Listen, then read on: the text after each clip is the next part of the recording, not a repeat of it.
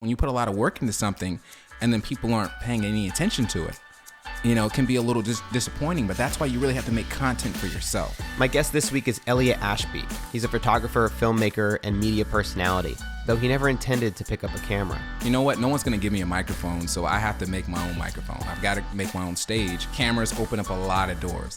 We talk about everything from travel to dealing with doubt and finding your audience. For me, that's like the key to doing it. I don't have to change it up. I don't have to be more like this guy or more like this show. I just have to be Elliott. We might also do some rapping. Before this episode is over, you're spitting bars. I'll spit a bar. And I'm spitting bars. Right, He's cool. an 8 bar. I'll spit one bar. I got one bar memorized. This is the Ground Up Show.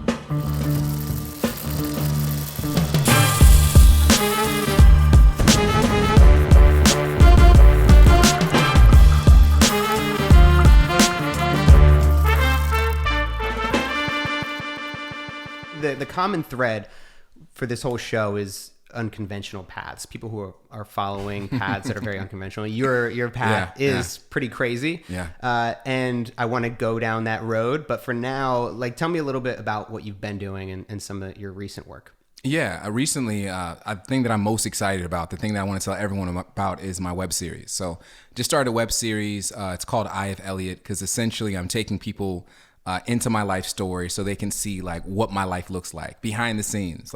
People don't know the work that we do, some of the places we go. I could be on stage with Shaka Khan, or I could be in a room making jokes with Mike Tyson. And this is all because I have a camera. Cameras open up a lot of doors. They become a key to open up a lot of doors for me. Yeah. And so a lot of people seem to be curious about my life. And then before living in New York and doing all this camera stuff, I didn't do as much camera work. I was mostly on the microphone. So I was a radio DJ in South Korea for about 3 years. Also did some voice acting. Lesson 1, listen to the following conversation. Yes. So I did voice acting. I did some commercial modeling. Also hosted some events out there. And so my life has been wearing a lot of different hats. And so here in New York, I mostly do event photography. So I'm like the dancing photographer. I'm the guy who's taking pictures, but also really getting it in.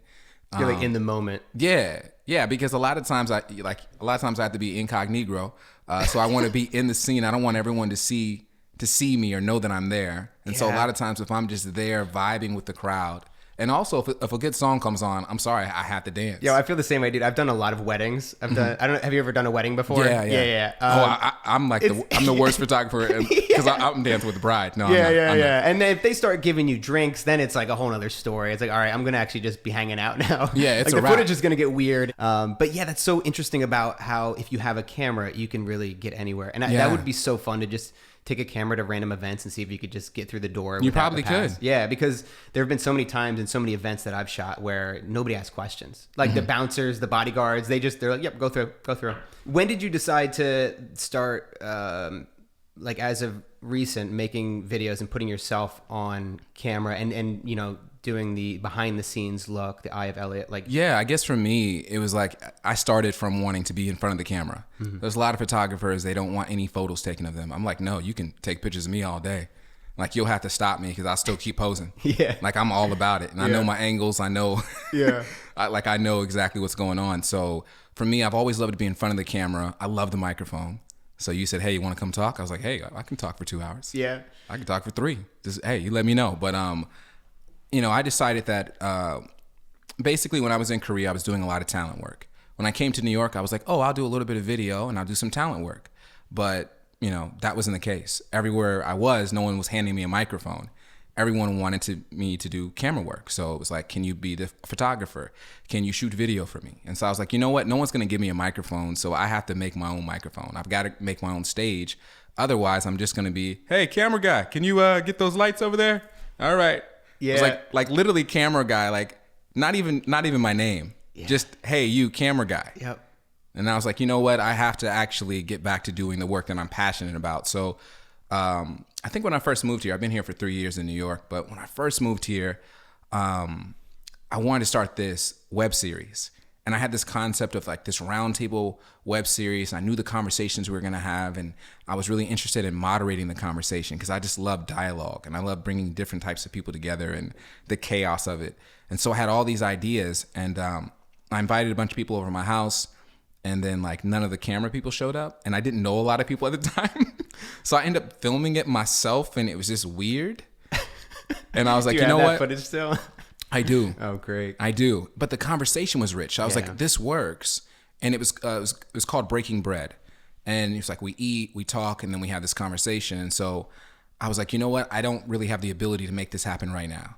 And so I kept saying, next year I'm going to do it. And then next year I'm going to do it. And I was like, you know what, Elliott? It's a little bit harder to do this series because it requires the work and the help of other people. Mm-hmm. But what do you have right now? What's in your hand right now? It's like you have an interesting apartment. Thanks to my roommate, who's also a filmmaker, Vince Lombardi.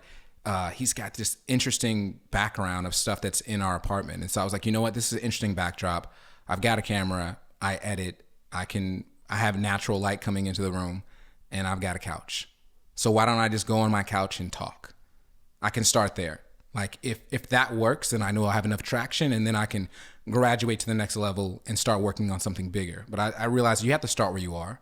A lot of times, like I'm just like, yo, I want to, I was trying to do a show like Oprah, and I'm like, okay, Elliott, calm down. Yeah. You're not Oprah right now. Yeah. You're not Oprah ready, dog. So just slow it down, pull it back. Yeah. So I was like, start with you talking on your couch. If you can get people watching you talking on your couch about your life, then you have something. I had the same exact experience myself, to be honest. When I first got into video, it was very much about, I wanted to be on camera and I wanted to do sketch comedy. And I told you I did a little bit of dabbled with stand-up comedy in college. But and it's funny because I did a couple parody rap videos back in the, I want to say this is the dawn. Son. What? Wait. You're like, I recognize you. You did some parody rap videos? Yeah. I feel like we need to do some parody like rap. We need to, some freestyles. Just remember that. We need to bring this into play. Because I've done some parody rap videos as well. Yeah, I want to say, so this was at the dawn of YouTube. Okay. This was back when parody rap videos, like this was like a new thing. Back in the day. Yeah, I mean, before this, it was Weird Al, and that was the only parody rap videos. Yeah. And then there was a transition of where YouTubers started making them like crazy. So this was 2006, 2007, and I made a parody rap video at the grocery store I worked at. It was, have you heard of Super Fresh or AMP? This is so rich. Yeah, man. There's a lot here. I love it already. I haven't seen it. So yeah, it's called Produce Paradise. And I haven't talked about it yet on the podcast. As soon as I get home, I'm watching this. Oh man, it's so embarrassing, dude. I'll tell you, the original video had to get taken down. It was quite inappropriate, and my brother and I, he was in the video. My dad is the produce manager at the grocery store. He didn't, but the manager of the store fired us over the video that we posted. He could have used that to get some extra customers. Yeah. So here's the crazy part. Then I'm not going to get into the whole story because it's a long story. But then a week later, we got a call from a reporter from the Hunterdon Democrat, and he said he was going through some files and paperwork at the courthouse, and he found out that A&P is suing us for $7 million. This is the global chain, one of the biggest grocery stores in the country. And then he put us on $7 million. $7 million. Just two broke college kids. And then he puts us on the front page of the paper. And then the next day we get 15, 20 reporters calling us. We were on like CNN, American Morning, and like all this live television. It was a really cool experience. Very stressful as well. And I'm not going to get into the whole story, but like we eventually settled and everything worked out. But it was a very important learning lesson. Mm-hmm. They can't stop your shine. They can't stop it. Haters can't stop your shine. You got to keep going. But I wanted to be on camera, and then it just didn't work out. And like I just found if I want to make content, and I started to get paid to make videos as well. I'm like, I need to focus on this first. I need to get some money so then I can actually pay rent and pay my college debt. That's a good idea. So I focused on that first. And then now this is finally where I'm like, maybe I can come back and start doing this. Yeah, it kind of goes in cycles. Like sometimes you just don't have, like when I got to New York, I had to pay bills. And so I didn't have the ability to be like, hey, let's do a YouTube channel. Right. I was doing that a little bit and I was like, wait, I don't have time for this. I need to actually... And then I started editing videos. I knew nothing about editing. I was like, let me download this Premiere business and figure out how this works. And with the photography, I was like, what's a speed light? What's manual shooting? What is this business? Yeah. And so I had to figure all that stuff out. And so now I'm at a place where I have a little bit more time to explore some of the content that I want to make. But the parody rap video is so funny to me because I had a parody rap video while I was in Korea.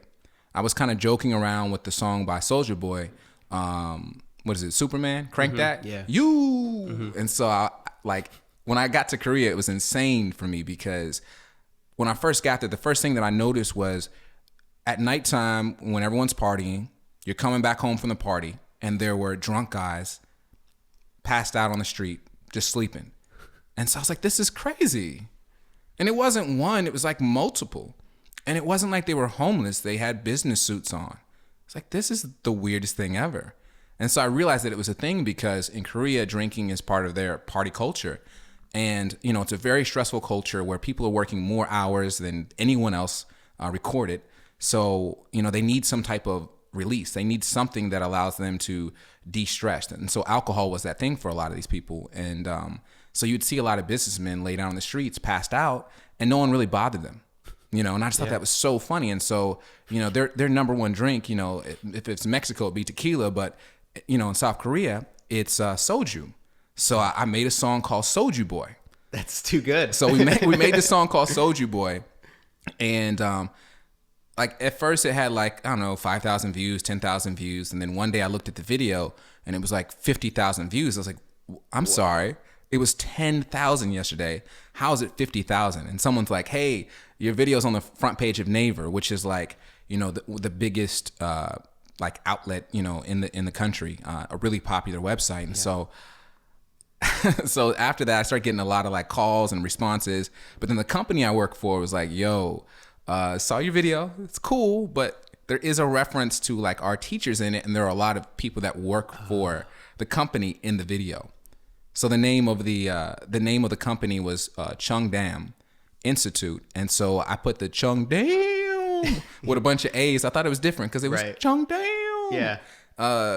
Cheongdam dancers or crew or something. And so some kind of way they made the connection. They said somebody from the government called them and asked like if I worked there. So me and you, man, we be getting in trouble over these parody rap videos. Well, the difference between the two of us, I've seen some of your videos. I haven't seen that one. Mm-hmm. Like you can, I took it down. You That's can why. actually rap though, dude. If you look back at this video from 2006, I think that I'm better now. I don't like. We're gonna have to test it out before this episode is over. You're spitting bars. I'll spit a bar. And I'm spitting bars. Right, He's cool. an 8 bar. I'll spit one bar. I got one bar memorized. He's got one bar. It's solid. Yeah. Then my girlfriend hears every day. I'll just like randomly throw it out there. But dude, it's so bad to look back at that video. Like everything is like off beat. I'm like, what was I doing? No, but that's what makes it good. Like it's good. It's like a bad joke. A bad joke is a good joke if it's done well. I don't think it worked out that way. I gotta see it. Yeah. So wait. So was it a parody or was it serious? Oh man, it was parody. No, it was like lines like "Don't come up to me acting all rude because I won't be afraid to pee in your food." So, that's greatness. Yeah, so that's why. Oh wait, what was another good one? I don't do this for the girls I'm taking. Without produce, a BLT is just bacon. See, tell me that's not next level. Come on, son. I gotta say that was my brother that wrote that line. No, so. that was genius. You know, back in high school, I really wish that YouTube came at a different time because there's this guy named Michael McClellan, this really pale, skinny Mormon kid, and he was just the funniest thing ever. So I kind of took him under my wing. So in high school, I was like Dr. Dre, and he was like my Eminem. So I used to write lyrics for him, and then he would go around school rapping these lyrics to people. Like with the most bravado that he could. It's amazing. Yeah, and then at the end of it, after he rapped, he'd be like, "I'm your mom, dude." And people would be so confused. Like, if he's your mom, you can't say anything. Like, you're not gonna say anything disrespectful to your mom. Yeah. It was confusing. I'm gonna see if I can think of some of those bars. So you can cut this however you want to cut this, but I think the rap that he used a lot was, "My name is Mike MC, and you best be respecting me because I'm dime tight. Telling these fried chickens and pigeons to get their mind right. Watch your back for future reference. Just to let you know, Mormon girls are my preference." Oh my God. These girls be asking me to prom. Why? Because they know I'm the bomb. And so it just goes on and on from there. You said, let me see if I can remember this, and then you just have the entire rap. My memory, like I remember things I wrote when I was 13 years old. Way. Wow, man. Yeah, I remember like the first rap poem. Like they all have a rhyme scheme. The things that are hard for me to remember are things that don't have a rhyme scheme. But rhymes are just constantly in my head. Yeah. Like I'm kind of rapping to myself all the time. I don't really do much with it, but it's just the way that my brain likes to exercise. Yeah. So if I hear a word, I'm just like, okay, I like that cadence or how this bounces off. So it that's is a process. mindset, and that's like what I do remember from those years is like that was our escape working in a produce department. It's the most boring job you could possibly have. So me and my brother would just randomly write freestyles back and forth and throw them at each other, and it's just a way to pass the time. But you do get into that mindset where you're constantly thinking it. There's actually an app somebody told me about, because we used to send videos back and forth where I would like rap and then like I'd send it to my brother and like he would send me raps back. And there's actually an app now that does that. What's it called? It's called Rap Chats, I think. Oh, yeah. I gotta get it. Yeah, you gotta get because on my that. friends online, they'll post like rap challenges. The guys I knew in Korea, my homie Chad or Jake or Pinnacle, they'll post these raps and then they'll say rap challenge, and so then someone else has to respond. Yeah. And so I got into the zone, and it's funny, like I would say writing in that way, writing raps and verses, it kind of saved me in New York. Because in New York, I felt like a peon. Like in Korea, I felt like I was doing my thing. I had like my radio show, I had my events, and everything was going really well. And I came to New York, and it was like, hey, go get me coffee. Hey, work on this spreadsheet. I'm like, spreadsheet? Like I was literally just like this, I felt like a lowly PA. And I felt like everything I did in Korea really didn't matter. They're like, oh, that's cool, but can you go and run and get this? And so rap was the way that I still reminded myself of like who I was. So a lot of it is like declarative purpose statements that reminded me like who I was and where I was at on my journey. Like it was really helpful. Like even if no one else heard those raps or those songs, it really was just for me, just like as a mantra to remind myself of like, you Elliott Ashby. Right. That's right. You can do it. You Elliott in that voice. Yeah. That's like, the voice that you have in your head. Yeah, it's this creepy voice. I'm like, why is it so low? Yeah, in a way, it's like it's kind of grounding, and I think everybody needs to have something like that if they want to stay sane. Like whether it's meditation or like for some of my friends, it's playing video games. It just like reminds you that it's not all about making it or success or like going down this one path. And it's fun too because there's really not a lot of ego with it. Like I'm sure when you're writing, there's not a lot of pressure for you to write the next line, right? It's like I'm doing this for fun. Whether it's good or bad, it really doesn't matter. Yeah. So we had the same major in college. Mass communications. That's right. Yeah. It's funny because I feel like mass communications, when did you graduate college? Well, that's a good question. I want to say 08. 08, yeah. So I feel like at that time, 2010. Okay. So at that time, mass communications, I feel like was a different thing. And I feel like they prepared you for the world of mass communications in a different way than they would now. Sure. And I don't even know how they're doing it now. But at the time, it's all about like television and radio and kind of the main mediums. And the internet was like an afterthought. What was your experience in college? And are you happy you went down the mass communications route? Yeah, I originally went to Arizona State University because I realized they had this broadcast journalism program. They had the Walter Cronkite. School of Broadcast Journalism. And I was like, yo, this dude is a legend. I want to be a legend. I'm going to that school. So I went and I spent so much time working and kind of put myself through school and to support myself that I really didn't do internships because like it didn't make sense to me. I was like, so wait, you want me to work and not make money so that people know I can do stuff? It's like, that doesn't make a lot of sense to me. And so I actually completed everything in the coursework to go into the broadcast journalism program, except for the internships. So I never got into my program. So I was like, dang, like I would only need this amount of classes to graduate, but I can't get into my program. So I was like, what do I do? So I decided to go into mass communications and sociology. Since I had taken a lot of mass communications courses and a lot of sociology courses, those were kind of the base classes that you have to take. It's like, if I take a few more of these and a few more of these, I can just grab my piece of paper and be out. Mm-hmm. And so I did have some cool classes, though. I had a podcasting class at one point. No way. That's pretty innovative. Yeah. Shit, for that time. Yeah, and we called it Eye Popping Podcast, and I interviewed a few folks, and that was cool. I had another video class where I went out and interviewed women about dating on the campus of ASU. Yeah, that's all that matters at that age in college. It really does. Yeah. And Arizona State University, some of the most beautiful women I have heard ever this. seen My in buddy my went life. to Arizona State. Yeah, I would see a beautiful woman. I'd be like, I should really pursue this. And then I'd see another one the next day. I should really pursue that. Yeah. And then I just ended up not pursuing anything. Were you naturally good with women? No. It's funny. I didn't date this makes me weird. I didn't date in high school and I didn't date in college. Yeah, neither did I. My first relationship was when I was in Korea. No like way. my very first like real relationship was in Korea. Wow. So yeah, and it's funny. Korea has a big link between my college experience as well, because I felt like I didn't really get that party experience in college, and I also didn't feel like I had enough to go into the working world. So I was like, I need something else. And so Korea became another college experience, and everyone was living like they were in college anyway. And like, you forget how old you are, what you're doing. You're just in a different country. So I was shark diving, and I'm staying out to 5 a.m, and I'm like, the whole thing was just insane. That's crazy. It's like, I'm in another country, so I guess whatever. Like, Was that hard to go to South Korea? Did you have this?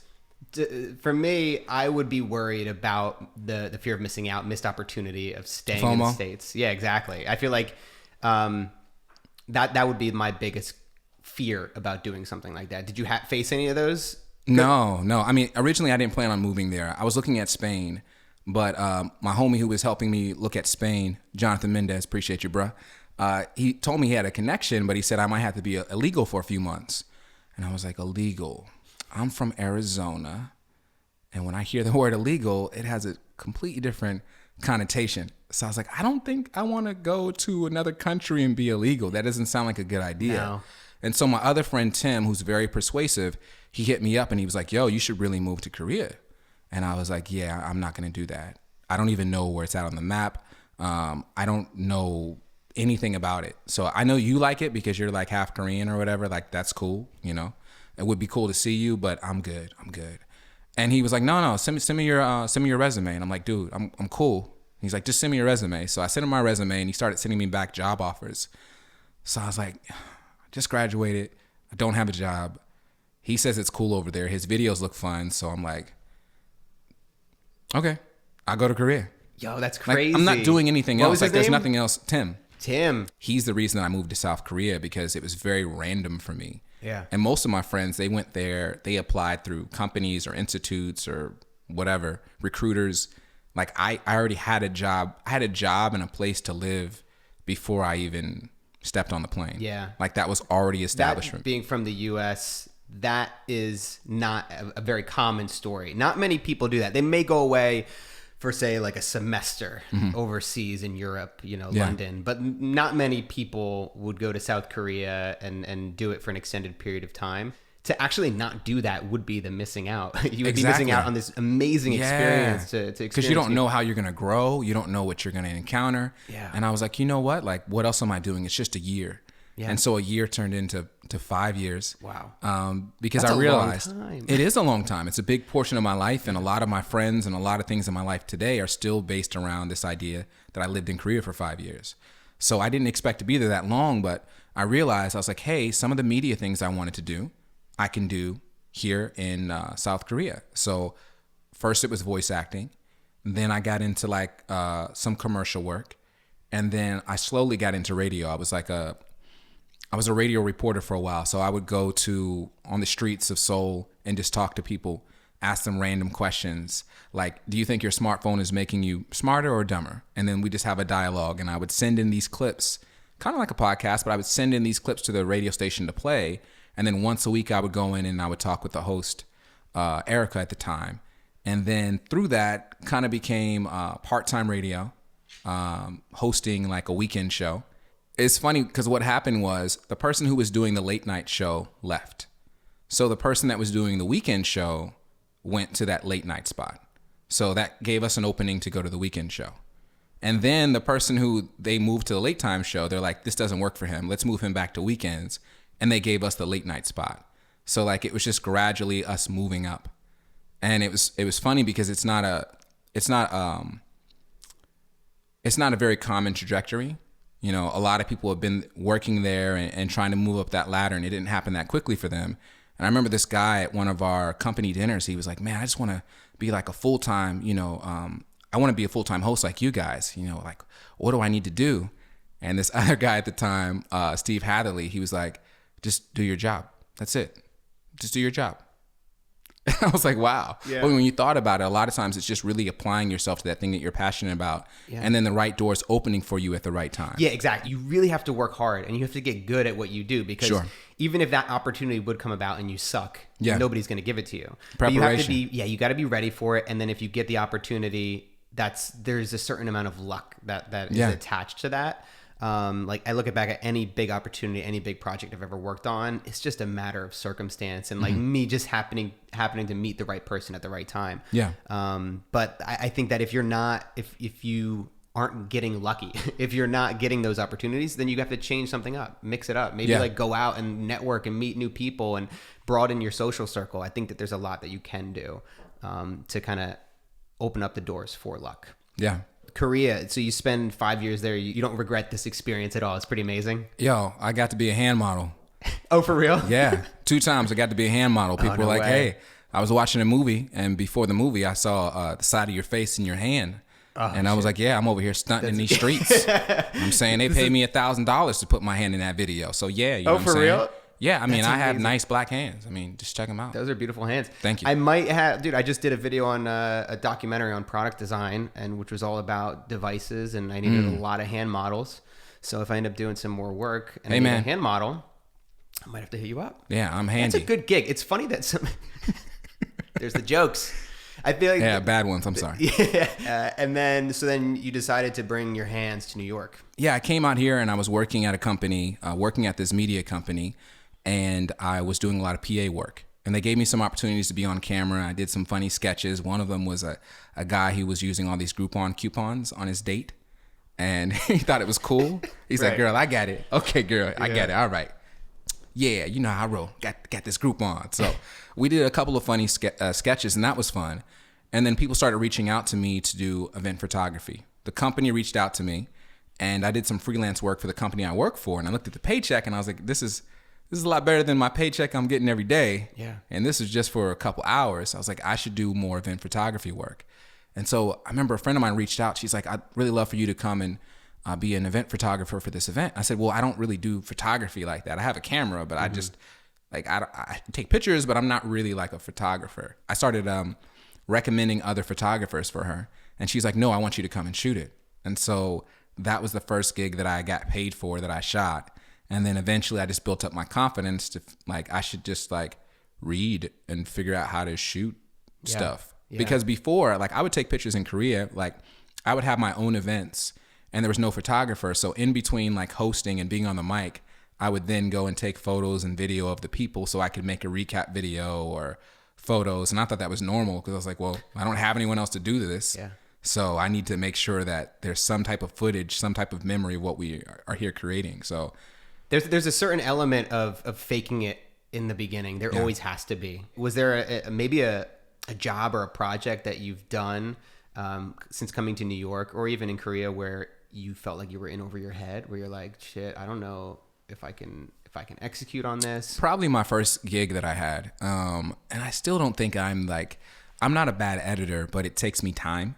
I think a lot of times I'm trying to still put my life in context. So putting a bunch of video and footage in context and making it tell one seamless story. Like, I don't even know the through line for my life. So trying to do that with content. That's deep. It's like, how do I put all these elements together? Like, I overthink things. I also don't post on Instagram a lot because I'm like, is this important? Is it not important?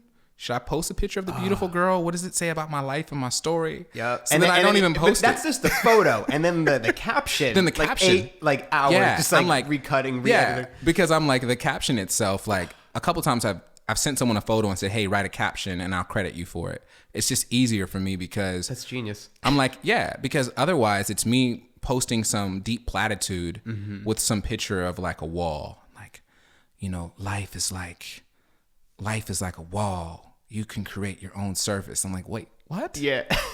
Like it's so fake deep. You know what I mean? That I don't want to do that. I don't want to just post pictures and then for me, I struggle because, you know, I don't want to, like, I want to be seen as a photographer, but I also don't.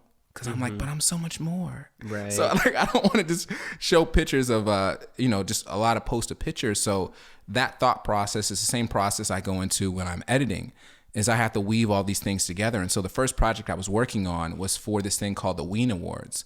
And so it was a bunch of like celebrities, a bunch of women that are working in entertainment. And it was this video that I had to put together, and I didn't realize, but they had wanted like a 24-hour turnaround for this video.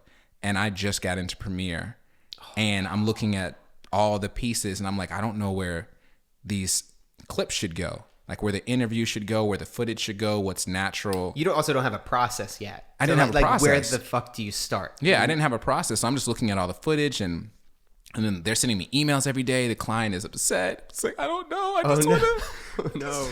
And I didn't realize that the turnaround time was so quick. Yeah, that's bad. And then to make it worse, I think I didn't get paid for that gig. So one of my first freelance gigs, and I don't think I got paid for like 6 months. Wow. Yeah. Yeah. It was something crazy where every single time it's like, well, this company didn't get paid because this company didn't get paid by this person, so we can't pay you. Yeah. And I was like, no, I've had that too. What does that have to do with me, though? That's the problem where, like, when you have middlemen in between you and the money, it's like never a good thing. That was an early learning lesson for me.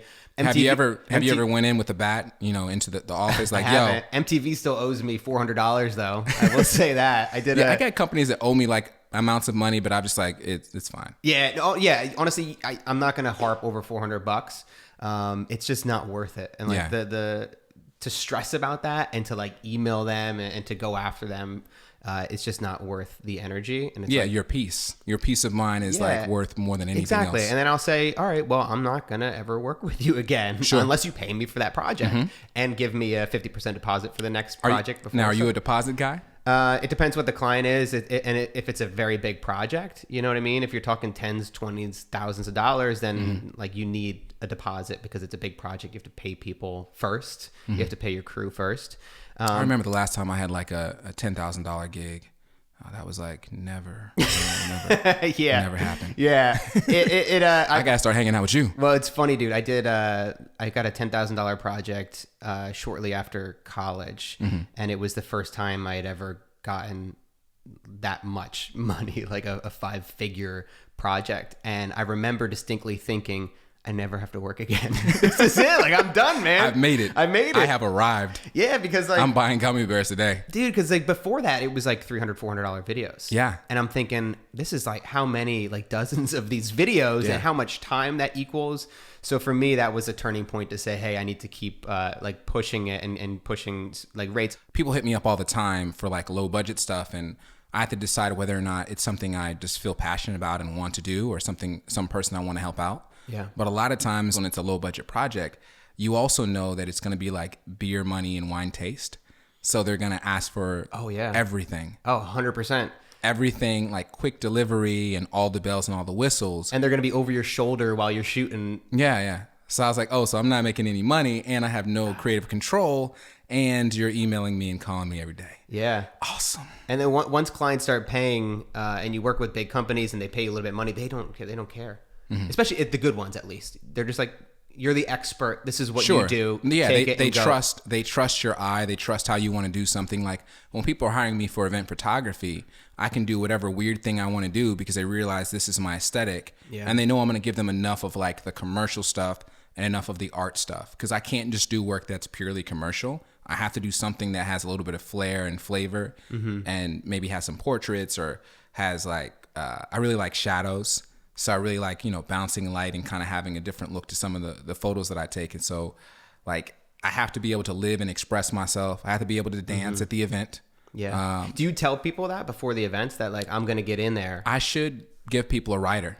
I should be like, listen, this is what I need in order to create. I'm an artiste. I need red Skittles and I need to... no green Skittles or I'm out the door. Yeah. But, for me, I think people just kind of generally get that. But, because I've been on shoots before where they're like, don't talk to the talent, they're a little. And I'm like, listen, I'm going to be talking as much as I want to talk. Yeah. Or if just there's fire food or drink there, I will be drinking it. Yeah. Okay. And if music comes on, I'm going to be dancing. That's great that you can still do that, because I probably would be. I think why I have like a split personality. Partly where I'm loud, and then the other part where I'm like shy and reserved. And I feel like if somebody told me to be quiet, I'd be like, yep, I'll be quiet. I'm not gonna say anything. Well, I want to answer that truthfully, because there's part of my personality that very much can fit into any small space. So when I first started shooting at the radio station, like I was barely talking because I wanted to talk so much. And I was like, I don't want to be the guy who they're like, this guy won't shut up. Mm-hmm. So I would literally just sit behind the camera. And when someone did talk to me, I was like, huh? What? Because I was so used to just being the fly on the wall that being, that someone asking me a question and actually wanting me to be a part of the conversation was a little bit, weird for me. But that's tough though too. Did you feel like people aren't really getting the feel for who you really are? Yeah. I mean, because I'm like, yo, like if you want to get my personality, because sometimes people will be like, you dance? I didn't know you dance. And I'm like, well, then you don't know me. Mm-hmm. Dancing is like, that's such a big part of me. Like dancing, rapping, just kind of being like wild and free. But then there's this other part of my personality that is very analytical, somewhat serious. So I'm a blend of all of those things. So, but in certain moments, I need to be fully in it. Yep. And that's what's so great about being at a party, because I can be still dancing, still vibing with people or shooting a performance and then still creating. So if I don't know if you feel this way, but whenever I'm shooting like a music performance, I feel like I'm a part of the band. So I don't want to do anything that breaks the flow of what they're doing. I only want to kind of like be a natural element to that, whether it's photo or video. So if I feel like the flash is going to kill it, then I'm like, okay, then we're not doing flash.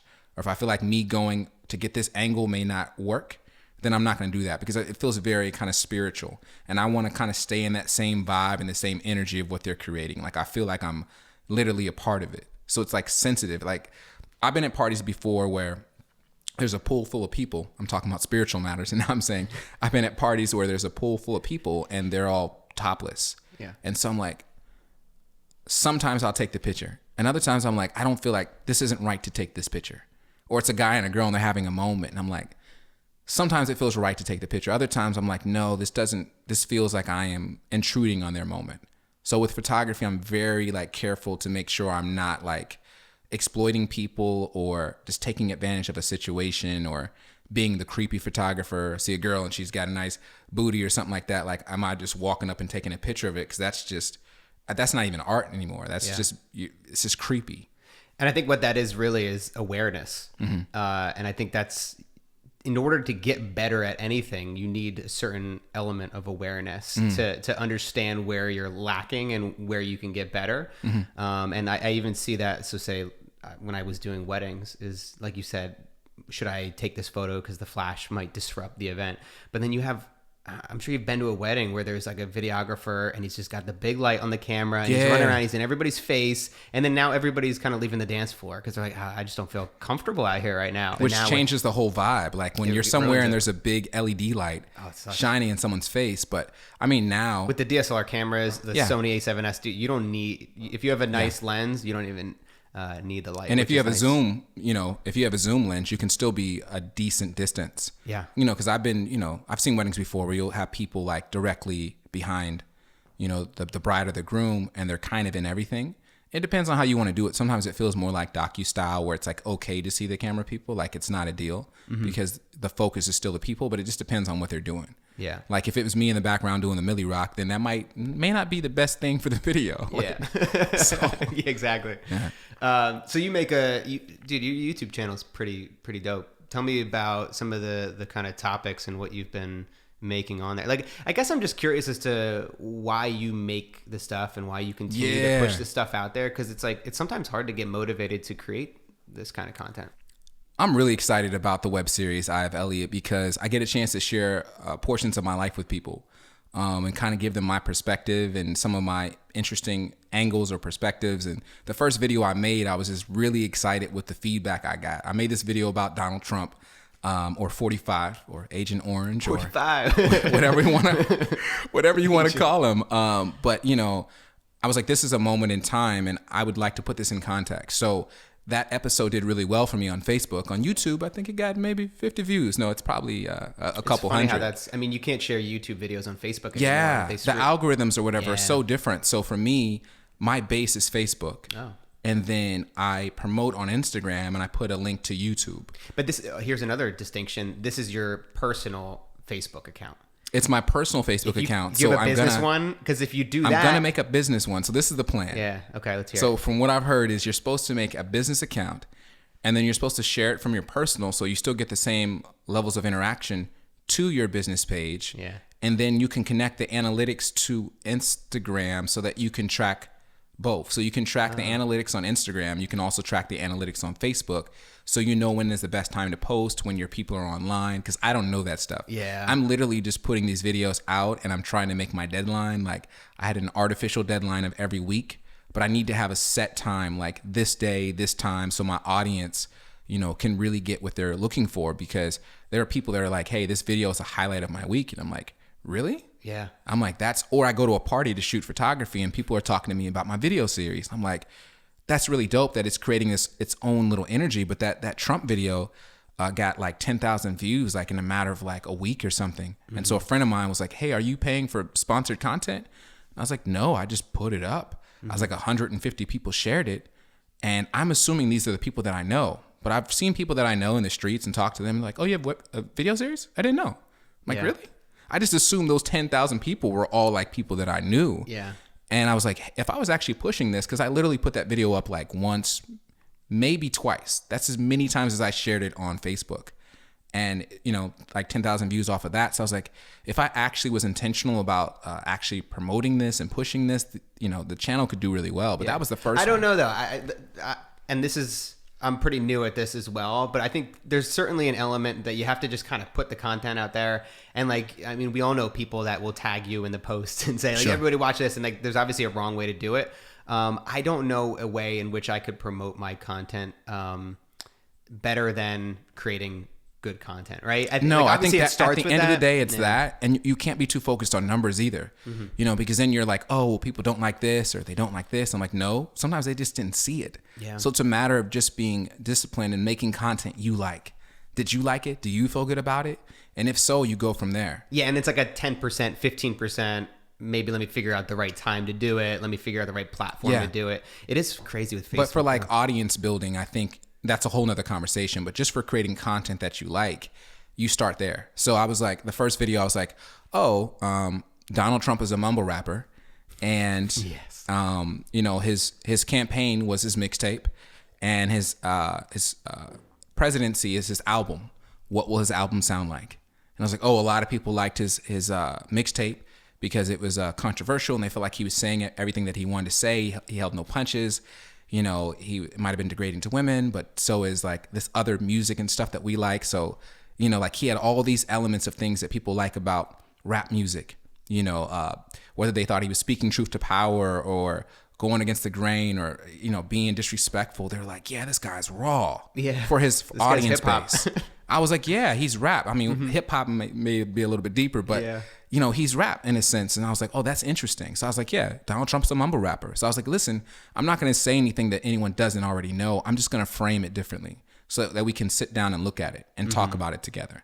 So, you know, I put out that first episode and it did really well. And it became something I was like, oh, I need to do this all the time. Yeah. People showing me love in these streets. So I was like, I need to do more of this. So I started with that one. And then I had a couple of clips. Like I had a clip of Mike Tyson interviewing me. And I was like, I love this video. I've got Mike Tyson just interviewing me for a minute. I've got to do something with that. So you're behind the camera at Hot 97. I'm behind the camera and Mike Tyson just in the middle of an interview starts talking to me for like a couple of minutes. And they try to get him back on track and they try to ask him more questions. And he's like still talking to me. I love it. And he's like giving me compliments and asking me questions. And he's asking me about Korea. And I was like, I've got to use this. And then I had another opportunity where I was interviewing Spike Lee and I asked Spike Lee a question. I asked him if he had to compare his career in film to a basketball team, what team would it be and why? And he was like, yo, that's one of the best questions anyone's ever asked me. And I was like, ding. Yes. I'm going to be using this for my web series. So I have these moments and they're not all celebrity based because I think that's kind of played out. If I feel like my significance in life is because I'm around people that are famous, that's kind of played out. But I think I do have these interesting moments. Some of them involve celebrities. Some of them just involve people in my life. And so I just try to take from these moments, these 15-second, 20-second, 30-second clips or a photo, and then tell the story of that photo. Because so much of what we do, you know, even with filmmaking, it starts from something small, but then building a larger picture around that. Like one of the best documentaries that I saw last year was the 30 for 30 on OJ. And they literally took the OJ trial and they expanded to talk about American society and race and politics and everything. I was like, I never thought about OJ on the scale of what they did in the video, but they just expanded it. There's a story there. There's always a story. And so me, I have so many moments or stories, and I'm like, I would like to share these stories. And eventually I'd like that platform to open up so I can bring more people in. So now I'm having more guests on my web series. Because eventually, I always wanted it to be a roundtable discussion. I wanted it to be not even a roundtable discussion. I wanted it to be like a full-on show. When I was younger, I always had the idea. I was always looking at Bill Maher. I was always looking at In Living Color. And I always wanted to be able to create some type of content like that where I was able to bring in entertainers and guests. And, I've always had this idea at the back of my head.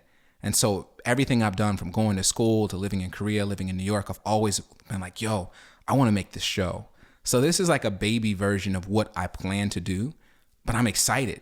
Like, must be the same way you feel about this podcast. Like when I release an episode, it's one of the highlights of my week, just putting it out there. Yeah. I would tell you, like, it's funny. It's equally exciting and terrifying. And this is how I live my life. It's just like, I'm always like really excited and also like pissing my pants at the same time. Like that's how I felt when we first released Minimalism to film festivals. And what was that like? Yo, it was nuts. This is the first time I'd ever been to a theater where people had paid for tickets to see something that I made. To go through that, to be able to see when it got laughs, to see when people didn't like it, to have people come up to me, give me hugs afterwards to say that they were really affected by the movie. Like that was just an amazing experience. And it's like, you have to kind of go through that anxiousness and the anxiety to have a win at the end. And like I still have that with putting up a podcast episode. Like there's that excitement, and then there's always like somebody will give it like a downvote, and you're like, who are you? Well, who are you, rogue downvote? For me, the funny thing is like the amount of work that you put into something and then seeing if the response matches. Because I've had episodes where I put in a lot of work and I was like, yo, this is my best episode, and then nobody watches it. Yeah. Like nobody for me, like on Facebook is like, if 1,000 people watch it, which is weird. If like 1,000 people watch it, I'm like, oh, that's nothing. Yeah. Like I'm like, because of the first one kind of really threw me off. I was like, oh, 10,000. So like now I'm Our like, expectations change. Yeah, my expectations change. Isn't that crazy how it changes though too, even with Instagram? I remember when I first signed up for Instagram, if I got 30 likes, I'd be like, it's a good day. Yo, I had a good post. Yeah. And then it's like now if I don't get 100, I'm like, oh man, it was a bad post. It was, I knew I should have posted it. Yeah, it's bad, man. And it's like, I wish I didn't think like that, but you have to be don't honest. We do things for response in a way? Yeah. And that's kind of the sad part. Like, I don't know if it's a good thing or bad thing or just human nature, but we do things. Do you remember Mad TV? Mm-hmm. Yeah. Do you remember the guy Stewart? Stewart? And he's like, look what his I can foot do. was always in the air. Look what I can do. Yeah. But I think, essentially that's what we're doing is we're like, hey, look what I can do. Look what I did. Or when we're kids, we're like, Mom, look at what I made. Yeah. And so a lot of times we're waiting for that same reaction and response. And so when you put a lot of work into something and then people aren't paying any attention to it, it can be a little disappointing. But that's why you really have to make content for yourself. Yeah. Make content for yourself that you feel good about, or for the audience of people that want to see it. So when I make music, for example, or when I'm writing for myself and for the people that like it. Because for some reason, there are people that like listen to stuff I've made musically and they're like, yo, you're dope. You're like one of my favorites. I'm like, really? Like how? Like, do you not listen to other people? Like, because for me, it's not even about like being good or bad. It's just about me being real and expressing what's on my heart. Yeah. But for everything, has its own audience. Everything has its own audience. So for me, that's like the key to doing it is not thinking I have to reach everybody. Mm-hmm. There's an audience of people that like my message the way it is. I don't have to change it up. I don't have to be more like this guy or more like this show. I just have to be Elliott. Yeah. And so my focus is like, how can I be 100% Elliott in this episode? If that means rapping or dancing or singing or making fun of myself, then that makes my show distinctively me. What I will notice is that as people sign up, you get like kind of that big burst when it's first shared and put out there. And then over the content over the next week or two, like you'll have some downs and some ups, and you'll see that some people are leaving, and that's a good thing. Yeah. It's because the people that signed up for you didn't realize the kind of shit that you made. and then I'm like, okay, well, they probably, I mean, obviously, like, I overanalyze it and I'm like, they don't like what I'm doing. I should change what I'm doing. But then you have to kind of reassess and be, all right, come on, just keep making shit. Do the stuff that you like, that you're the most like excited about. Because if you're making it for the audience and then the audience doesn't like it, now you don't like it and they didn't like it. Yeah. At least at the end of the day, be able to feel like, yo, I like this. Yeah. So I have things I made. I was like, I don't even care if anybody likes it. I like it. Yeah. I feel it. It resonates with me. And there's somebody else, maybe an old person on some other part of the world that likes it. And they're like, that's my favorite. Like my dad says. My dad, he's a little bit older. He's over 70, but he's like, my favorite things on television is Viceland and your web series.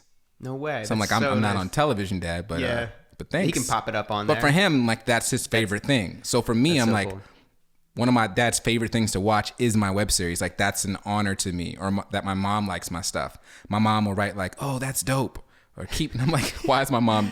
Yeah. Why does my mom speak this way? My mom texts me and she'll be like, I just did a new intro, and she's like, oh, you should at the end of your intro have you sipping coffee, because it's all about like grinding up coffee. I'm like, that's a good idea, Mom. I might do that. Yeah, like if your parents like what you're doing, and your family and your friends, like we have to make content because we really want to make it. Like for me, I'm not making any money off of this. I use a lot of content from other places, like photos and video and music, and so I may not be able to monetize what I'm currently doing, which is fine. Like I make it because I legitimately love doing this. Mm-hmm. Like I get a high, like just even having the idea. I have like 4 video ideas in my head right now, and I get excited with each and every single one of them. Like just like, oh yeah, I could do this and I could do this. And that's what happens when you're in that mindset of creation, of making stuff. Mm-hmm. It doesn't ever stop. It's a high. It's actually, for me. Yeah. You know, it's like it's like this drug. It gives me this energy and this life that I didn't have, because for some reason I didn't want to tell people about like photography or photos. So people be like, yeah, this Elliott, he does dope photos. And I'm like, yeah, I take pictures. Like it's cool for me. I get it. But it's like, yeah, I take pictures. Like, and I think some of them were like cool or compelling. But it's like me speaking my voice and being able to share my thoughts. That's the stuff that makes me the most excited. I could show you a video I edited or something I shot, but it's not, sometimes my voice isn't exactly in it. Yeah. You know, and I don't always know how to put my voice. Like you did a good job with the film. I feel like I can hear, even talking to you now and seeing the film, there's a cohesion. There's some connection between the two. Like it makes sense. Even the look of this, as I was watching the film and then also looking at past podcasts that you've done, there's even something there. You have a look, a feel, an aesthetic, and a voice. Yeah. Yeah, I think you do. You start to put yourself into it. And we were talking about stand-up comedy earlier. That's the goal of every stand-up comedian, is they want to feel like they can go on stage and be themselves. I think that's what everybody wants just in life in general. Like if you can just go to work and be yourself and do your job and have a good time, then you'll be successful. That's it. I was at this party, this Christmas party, and one of the guys I work with, he was like, you know what I love about you, Elliott? He's like, you just don't care. Or I think he said you give no fucks, but he was like, self-editing. Yeah, let's be real. But he was like, yeah, you're just yourself. Like you don't care what anyone thinks. And it's probably because I was probably dancing on top of a chandelier, but you know, regardless. You can't make stuff and you can't put things on the internet and give a fuck about what people say simultaneously. Sure. It's impossible. Yeah. Because you'll just be overwhelmed with doubt that you'll never make anything, or you'll never, click publish. Yeah. So I've got a couple like rapid fire to let's do it. To wrap things up here. It's like, I say it's rapid fire. And the rapping fire is going to happen too. So God damn it. Don't you forget. I thought you were going to forget about it. No. I'm paying attention. All right. I stay woke. So it's not rapid fire as in like you have to answer as quick as possible, but it's just like a list of questions that I've been asking everybody on each of these episodes. Red. That's really good. Number 2. Well done. Let's say somebody's stuck. What advice would you give them right now in order to kind of put themselves on the right path? I think a lot of times you have to focus on what you're passionate about and not focus on the problem, because as you start doing things that you're passionate about and pouring yourself into that, like solutions will present themselves. Sometimes we're so focused on the problem and people don't realize when you're just thinking about your problem, that's meditation, but it's negative meditation. Like you think on something again and again until it produces a feeling in your body. I think about, I ain't got no money. And it literally begins to manifest. Now I feel depressed. Now my body's not feeling good. Now I'm like, so you have to be very careful of what you choose to meditate on. If you're constantly thinking about this problem, it's not going to help you find any solution. Sometimes it's better to go off and do something else, put your heart into it, or go help somebody. And then you'll have some perspective on the situation. It's just a matter of like finding the answer or the key, but you don't find it sometimes by staring at the problem.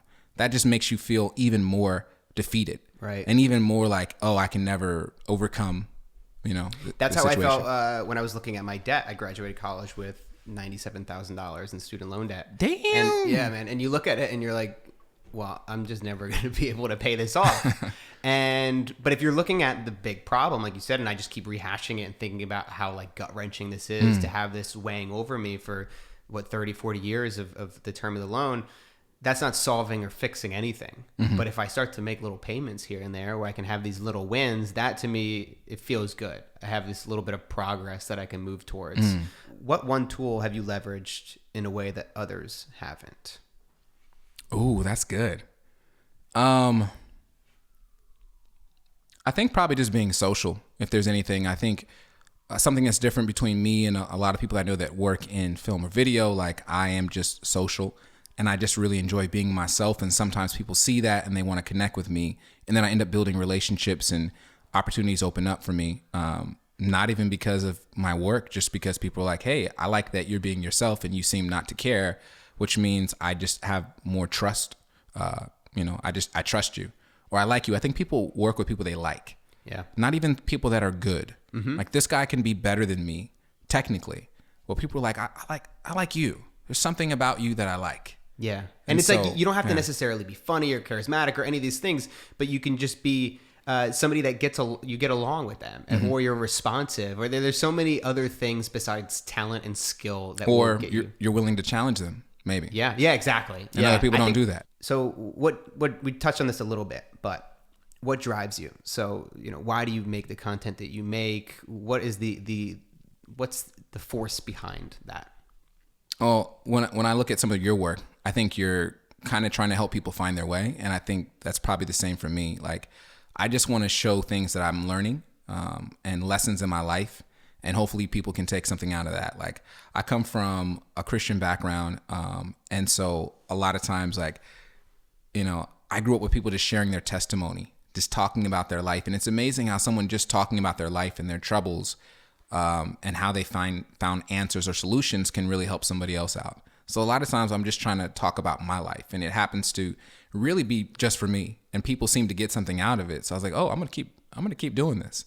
So I might even talk about being broke or other challenges that I've had and how I was able to kind of figure my way through that, or tell a bunch of self-deprecating stories. But people seem to connect with that for some reason. So like for me, it's just for me, but I'm realizing that things about my life really speak to other people. Someone's like, I feel like this episode, or I feel like this thing you did was just for me. I'm like, no, it's really, really about me. Like you don't really understand, but if it applies to you, that's great. Yeah. And I think that's probably an important lesson, is that there are enough people in this world that there's people that are people just like us that want the same things that we want. So if we can produce something that we would like, then I think other people could enjoy it as well. Yeah, and being open to the fact that some people might hate it or they don't like it, and that's completely fine. People are gonna hate it, and like the more weird you get, and the more yourself you are, you're gonna ostracise more people, and they're gonna be like, "Oh, this guy's weird. I don't like him. I don't want to follow him," and that's great. Yeah, and I get it. Yeah, I get it. Yeah, totally. I don't like my stuff either. It's terrible. I hate my stuff, man. It's so bad. I'm like a tortured artist. Where do you find that you have the most room for improvement right now? Obviously, we're always growing and building upon past successes and failures. I've never really been able to grow a beard. It's been a tremendous challenge for me. You shave though. I do. That's your first problem, is that you shave. Yeah, I think organization is always something for me. And I think in terms of like, not just, I guess with the web series, it's about like promoting. We talked earlier about how it's great to have someone else that self-promotes you. And I've got great friends like Ayo and Andre that will go and tell people, hey, Elliott's really great at this, or he's the most amazing this. And sometimes it's harder for me to kind of share what I'm doing with people. But I have friends that will. So part of it is just learning to promote and tell people more about the stuff that I'm doing and do it shamelessly. The other part of it is just actually getting more tools like what you have here, like figuring out when is the best time for me to release content, and how do I connect with this audience of people, and how do I create a workflow. I think workflow is so key because that enables you to have regular content and to, really reach people, because people like some sense of consistency. And so I think that's the next thing that I really want to work on, is kind of creating a better workflow, being more consistent, and being able to make sure that people that want to see my content are seeing it. I kind of wish that I had started doing this with more runway. Like I'll shoot 10 episodes, edit them, and then I have a little bit of time. That's what I was told to do. My friend Sean Derrick has this show called The Hard Part. It's pretty awesome. You guys should check it out. But he told me, like, listen, do your first season and then start releasing. But the way that I work, I get so overwhelmed with that idea that it would stress me out. Mm-hmm. So I was like, I have to go week to week. It's better to do that, I think. But I thought I could stockpile though.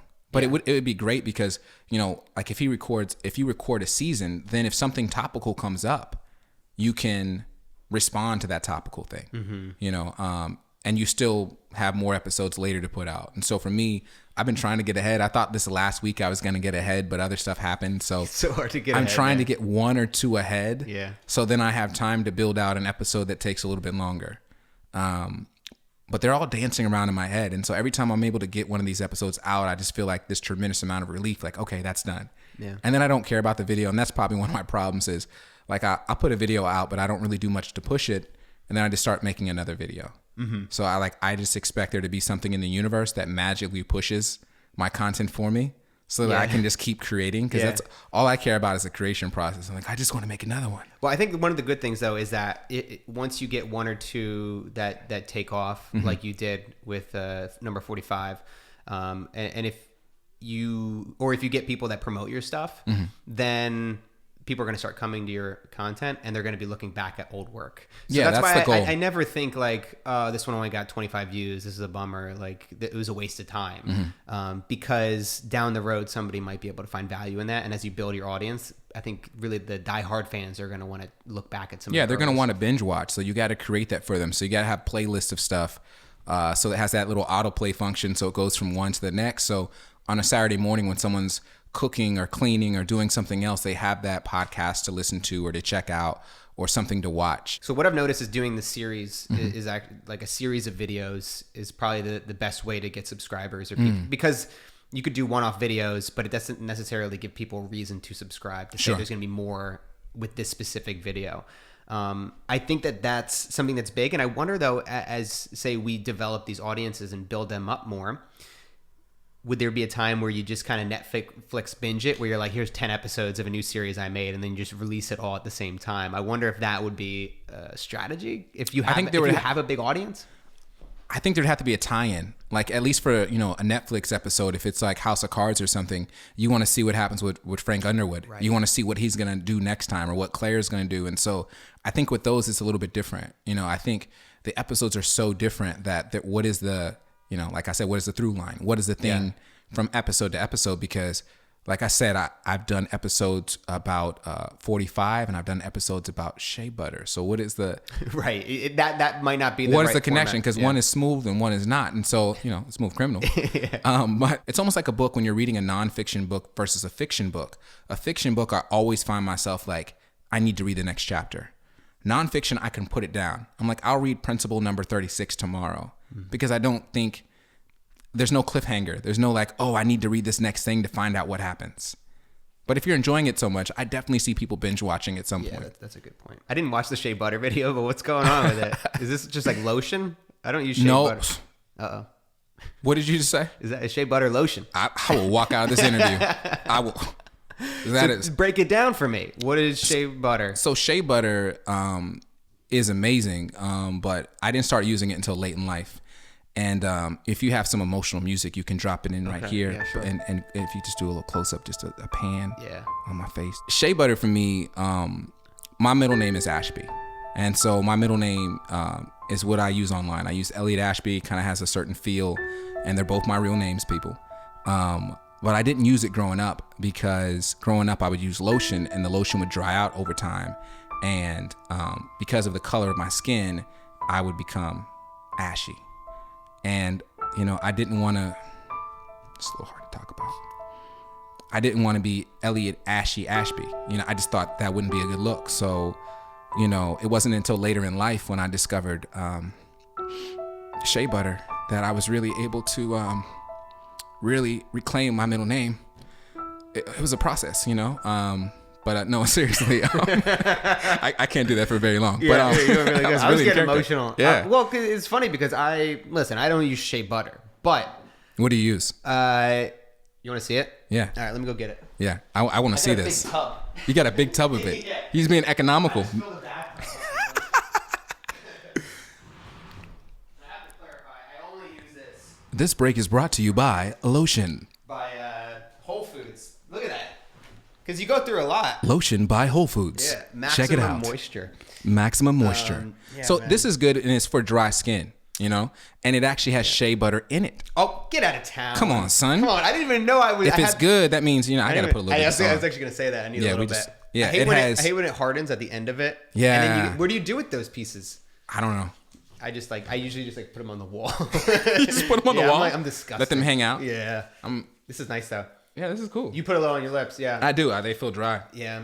I got dry. But, lips, oh man, my Pretty hands good. feel amazing. Pretty good, So, right? but shea butter, like the reason I made an episode about it is because a friend of mine was in town and his family manufactures or produces these shea butter products, and they even have like this lip balm that's amazing. Mm-hmm. And so he's a comedian. He came into town. I was like, I don't know what we can talk about, but that's the only thing I could think of. And I really do love shea butter. I think it is awesome. I think it's amazing. Mm-hmm. And when we started looking up online as we're doing the episode, because we didn't write anything out, I was just amazed at how many different things it did. It's like I had no idea. I found out you could eat it. I was like, really? this is incredible. So, you know, for me, a lot of the episodes are pretty random, but I like the fact that they're random. Like I like the fact that, you know, you don't know what to expect. You know, otherwise you would just tune out because it's like, oh yeah, Elliott's gonna come on and talk about his positivity. Yeah. You don't know that. I might come on and be negative one time. yeah. One last question. Okay. So name Then one. we got to get to these bars, son. No, we'll get to. What we'll do is I'm gonna close out the show. Yeah. And then we can always come back after the credits. Oh, son, it's going down. Yeah. Is this the first time that you've had rap? Yeah, I've on never your- had a on the rap pod- on my show. Come on, I'm son. nervous, man. Nah. That was a smooth handshake because we It got was. that shea butter. It was. It felt a little weird. I was like, why is his hand so? Yeah. It's like, it was like too ugh. sensual. Yeah. But yeah, no, we'll have to do. Yeah, damn it. You know what? I wish I had prepared, but I guess that's not freestyling. But it's like nice to be able to have like a couple bars. off Yeah, of- for me, ready. I'm not. You know, you're it's ready. weird. You're ready. No, but so I am ready. I'm not gonna lie, but I don't really freestyle as much anymore because I have these things that I've written and I like them. So like, you know, when I have an opportunity, I kind of want to spit those things versus the stuff off the top of my head. Like, can I do that? Absolutely. But even on my radio show in South Korea, a lot of people were too afraid to come on and freestyle. And I used to think, oh, that's stupid. That's corny. This is what they do. They should always be ready. But then I thought about it and I was like, listen, if you're on the radio for the first time or this audience of people is the first time they see you and you're spitting off the top of the dome, you don't know what weird thing might come out of your You're mouth. gonna say some weird shit. I freestyled with Nick Cannon one time and I literally cut it out of the video because I literally made up a word in the middle of it. Because I was searching for another word and I was like, slotion. Like I just, Slotion. just- Yeah. I just said something because I was like, I don't know.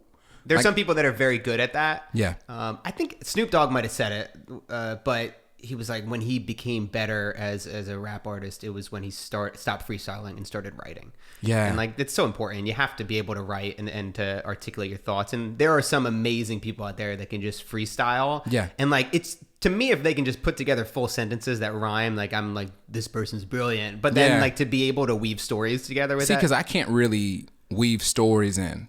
I could do the thing where I'm just picking objects across the room. Yeah. I can do a little bit of that, but like when people can actually tell like a story that they just made in that moment, that is a gift and we should respect that, but we shouldn't expect every single person to do it. That's the thing. Well, However, yeah, 'cause, like, you when go- I can freestyle better than people that do this for a living, then I'm like, come on, bro. Yeah, they gotta step Come your on, shit bro. up. Come on, bro. That is like something that, yeah, you have these expectations for people. Yeah. And like, I think that's probably difficult for those who go on radio shows. It's like, Sure.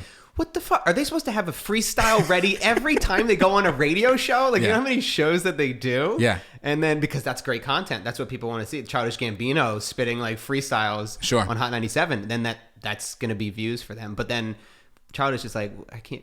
They probably talk about that beforehand, right? Like, listen, I can't do a freestyle. Well, this I mean, time. they'll ask, okay. and then maybe they might cut a certain section out. But a lot of times, people have something that they've already kind of written. Yes, and so and maybe they sometimes- haven't yeah. read it. Maybe they didn't write it to that beat, but they have something like, you know, and then maybe in the middle they'll freestyle. You can Like go I've in seen and people out, go right? in and out. Yeah. And you'll see that later because then you'll see it's a verse off their new album. Yeah. Like you'll see that Or later. it's like an old oh, song that they did a while It's an ago. old song, and they're kind of weaving in and out of that, and then they're doing live things in the moment. And so everyone's ability is different, but a lot of times, it's lowered expectations. Mad TV, Yeah, another exactly. reference. Nice. Okay, we didn't get. This is the last question here. So The last question. the final question. The final question. The one and only. Okay. The one and only. I had it 3 times. I had to, 3 times I is had the to. charm. So name one thing that people need to watch, listen to, or read before they go to bed tonight. Oh, that is a dope question. Yeah. Trying to get people to take action. Okay. One thing you need to. So is it one of each? No, I mean, unless you have a couple, we could certainly riff. But like, if they can't finish it tonight, then I mean, even if it's a book, say something to get started on for sure. Okay. If it's music, I would say I like listening to Gold Link a lot right now. Artist out of the DMV or out of DC, really, and his music it makes me think, and it also makes me dance. And right now, I'm in an insane dancing mode. So I would say listen to Gold Link. In terms of reading, I'd probably say Lovey. She has this book called "I'm Judging You," which is a New York Times bestseller, and it's going to be turned into a whole series. I think Shonda Rhimes is going to be connecting and making some dope stuff happen there. So I would say check that out. Like, she's got a sense of wit and humor that is very original and unique. So check that out if you're reading. What was the other thing? It was like you need to read, listen. One thing you should listen to: a podcast that will help you. I think The Ground Up is a great one, but also just getting into a podcast, just something that you can listen to as you're cooking, as you're cleaning, something that will encourage you, inspire you. We can never have enough encouragement in life. There's always negativity coming at you from left and right. So anything positive, you need that on a daily basis. So if there's someone talking to you, telling you about their life story and speaking positivity, you need that in your life. I subscribe to positivity. Well said. Well said. That's my final word. All right. So how do people connect with you online? We talking about the ladies? No. Okay. Yeah, exactly. Tinder? Yes. My Tinder is, do people have Tinder addresses? I don't think so. No, I don't think it could become a thing. Yeah. Yeah. Maybe we just had an idea. How do people connect with me online? I would say my Instagram is a good way. So you can follow me at Elliott, that's 2 L's and 2 T's, _Ashby, ASHBY. So you can check me out there. Yeah, Facebook and Instagram, everything's pretty much Elliott Ashby. So you can connect with me. Hopefully you check out my web series called I Have Elliott. All right. And I will put that in the show notes. Elliott, thanks so much for coming on the show. Thank you. Thanks for tuning in. You can subscribe to The Ground Up Show on iTunes, YouTube, or wherever else that you listen to your podcasts. Since we're just getting started out here, it would be really helpful if you guys could give us a review on iTunes. That would help to get the word out for the show. This episode was produced by Conrad Golovac, as well as myself. And now, for the first ever Ground Up Post Show. I ain't chase no Pikachu. Give me something I can listen to. Give me something that will make me move. This is it. This is the post show. The Ground Up. Ground Up Post Show. Let me. Do you want it to be? Is that good for you? You know, there are times in life when we have to ask ourselves, are we building from the ground up? Or are we just up on the ground?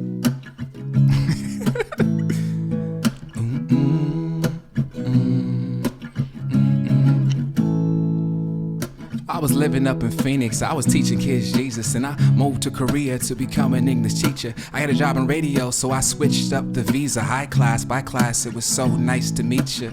Was on the radio like 7 nights a week, with my homie telling jokes till we could hardly speak. Made it to year 2 and almost to year 3.